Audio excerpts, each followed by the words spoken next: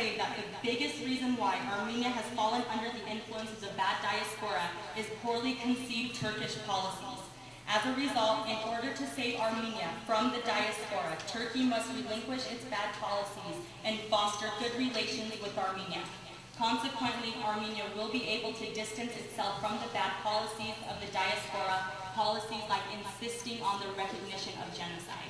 Professor Akçam categorically refuted these allegations by stating, when it comes to acknowledging the genocide, Armenia and the diaspora are on the same page. It is improper to draw a conclusion between the sides on an axis of those who insist on recognizing and those who do not. It needs to be emphasized right here and right now that all Armenians everywhere agree that what happened in 1915 was genocide, and they feel it needs to be acknowledged by Turkey. It is high time that Turkish denialists squarely face the brutal history of their nation and focus their attention on making amends to heal the wounds of their past, rather than seeking to blame the descendants of the victims of the Armenian genocide, be they in Armenia or the diaspora. Today, I was very proud of the turnout at the federal building. I was very proud to call myself Armenian, and I was very proud to stand next to my fellow Armenians and march for what is the most important cause of our nationality.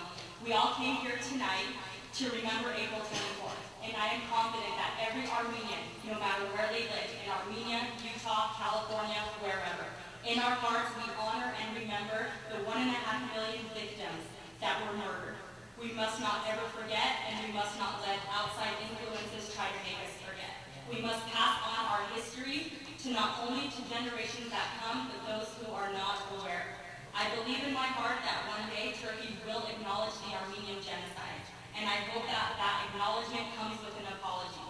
It will be then, and only then, that we can start letting go of the hatred that we have and eventually start forgiving. Thank you.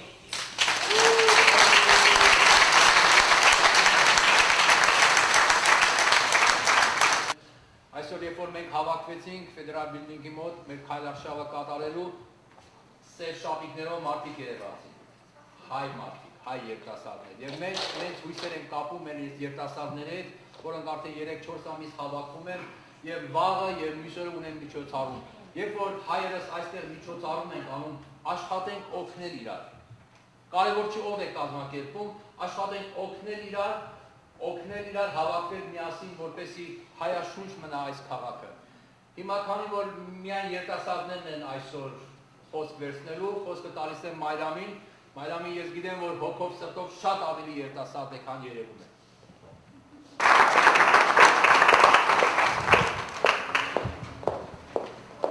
This is wonderful to see everybody here. Padre Georg asked me to say a couple of things about genocide. I said, what can I tell you people?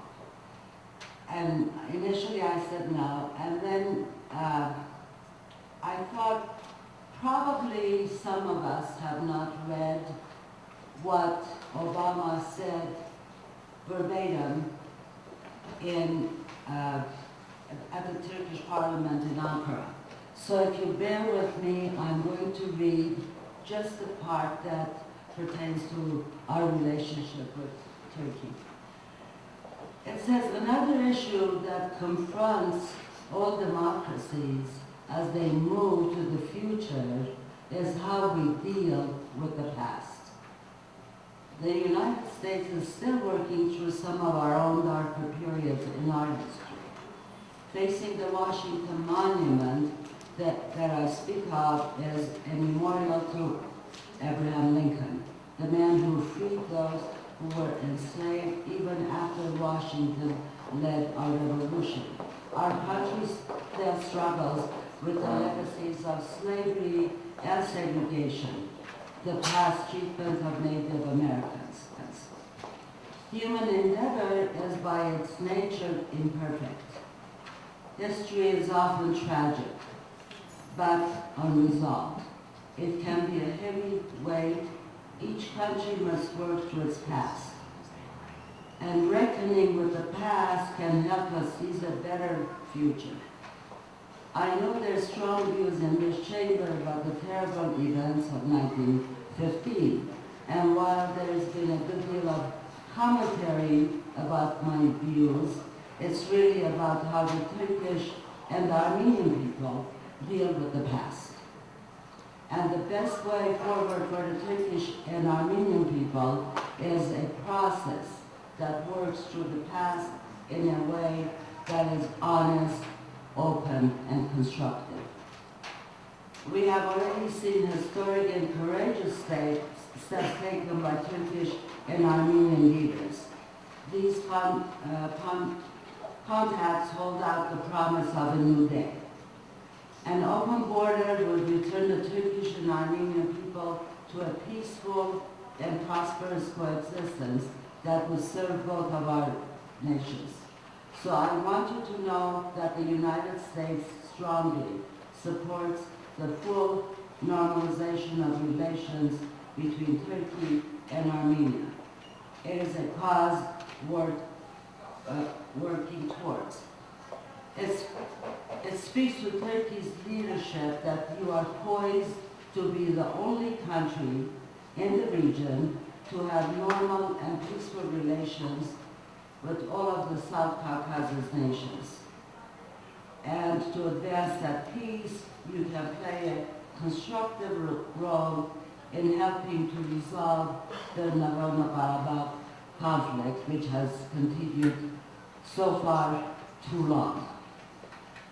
That's what he said in Ankara. I don't know what the reaction was. I did not take the time to read any of the Turkish papers to see what their reaction to it act. Your respective congressmen, email them or call them, encourage them to pass House Resolution 252. As of last week, Madison had not signed up on it yet. And I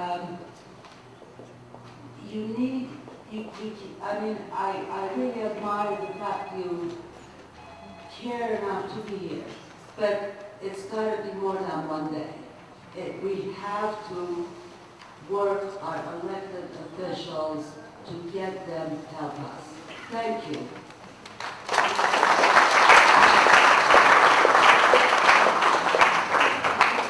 Մինչ կկանչեմ ես Վահեին, որ իր խոսքը ասի, Զավենը եկավ կուզեմ, Զավենին հրավիրել 1 վայրկյանով այստեղ, որ բոլորը տեսնեն այս երիտասարդին, որ 3-4 ամիս առաջ, ինչպես ասեցի, կազմակերպեց եւ հայ երիտասարդներին ամբողջ հավաքում է իրար մոտ։ Իշխանություն։ Որից հետո Վահե։